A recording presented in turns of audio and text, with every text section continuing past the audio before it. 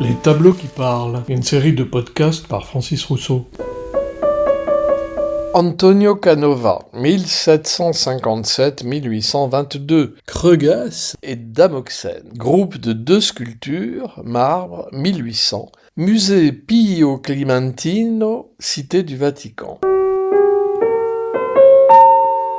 Kreugaz d'Épidame, à gauche, et Damoxène de Syracuse, à droite, étaient des pugilistes professionnels de la Grèce antique, célèbres pour avoir participé aux Jeux Néméens, l'une des 4 plus importantes compétitions sportives panhelléniques dans la Grèce antique, avec les Jeux Pythiques, les Jeux Isthmiques et bien entendu les Jeux Olympiques. L'attaque, hein. Mais attention, faut pas se laisser prendre par derrière non plus. Attention. Soignez vos arrières quand même, hein, les gars. Oui. Soyez vigilants parce qu'une contre-attaque est vite arrivée. Dans sa description de la Grèce, le voyageur écrivain Pausanias le Périégète rapporte que lors des Jeux Néméens, à la tombée de la nuit, alors que leur combat de boxe se poursuivait, Kreugaz à gauche et Damoxène à droite conclurent un accord, audible par nombre de témoins alentours, consistant à se porter des coups à tour de rôle jusqu'à épuisement pour continuer à satisfaire leur public. On est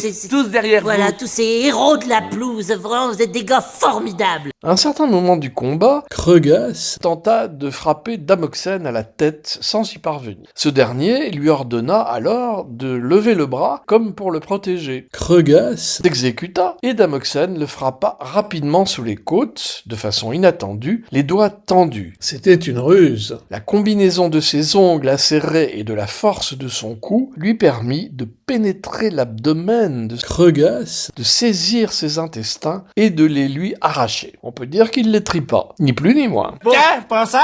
Voilà. C'est ce moment précis, avant la sidération absolue, où Damoxène demande à Kreugaz de lever le bras pour lui épargner un coup sur la tête, alors que son intention, contre toutes les règles sportives en vigueur, est de les triper, que Canova choisit de représenter. Vidé littéralement de ses entrailles, comme l'aurait fait un fauve féroce, Kreugaz mourut sur le coup. Ces espèces de barbares. Oui, ce sont des barbares. Des beaux athlètes comme ça. Ah, d'accord, je vois ce qui t'intéresse. Hein, évidemment.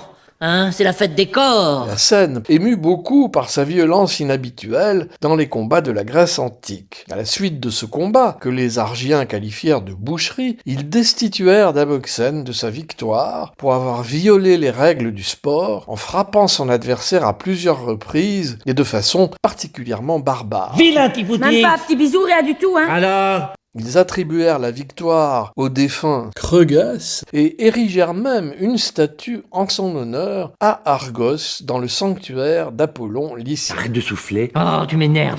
Les statues réalisées par Antonio Canova devaient être disposées face à face, comme il l'avait prévu. Mais en réalité, elles furent séparées et exposées à côté de la statue de Persée au musée du Vatican. Lorsque l'œuvre fut présentée à Paris en 1803, elle le fut de façon aussi fragmentaire, c'est-à-dire le seul marbre de Kreugaz, privé de son pendant, isolé de l'histoire qu'il était censé raconter, il devenait incompréhensible et ne suscita guère d'attention, même un certain mépris de la part des visiteurs. Et c'est bien dommage, car en les voyant les deux face à face, on sent bien que Damoxène, à droite, va porter un coup mortel à Kreugaz à gauche. L'élan qu'il va prendre est presque perceptible, bien qu'invisible, ce qui n'est pas banal. Oui, bon, ça va. Dans sa monographie de Canova, Quatremer de Quincy se souvient que les artistes venus voir les fabuleux marbres de Canova l'avaient considéré comme peu athlétique et assez insignifiant.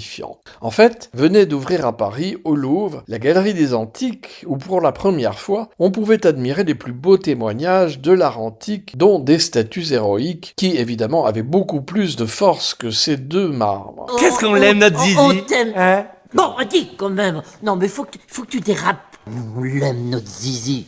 On comprend aisément qu'on ait pu ignorer le marbre canovien, d'autant plus que la renommée de l'artiste se fondait alors à Paris sur le succès de ses œuvres anacréontiques, et pas tellement sur ses sujets mythologiques inspirés de l'Antiquité. Oh, j'en peux plus, hein. Bah c'est nouveau, ça. Ah, vient bah de c'est sortir. nouveau, tu ne fais plus que ça. Bref, si ce n'était par égard aux intestins de Kreugaz, on pourrait parler de véritable bide pour cette œuvre de Canova. Ponctuation sonore. Les des chiens. Allez les bleus.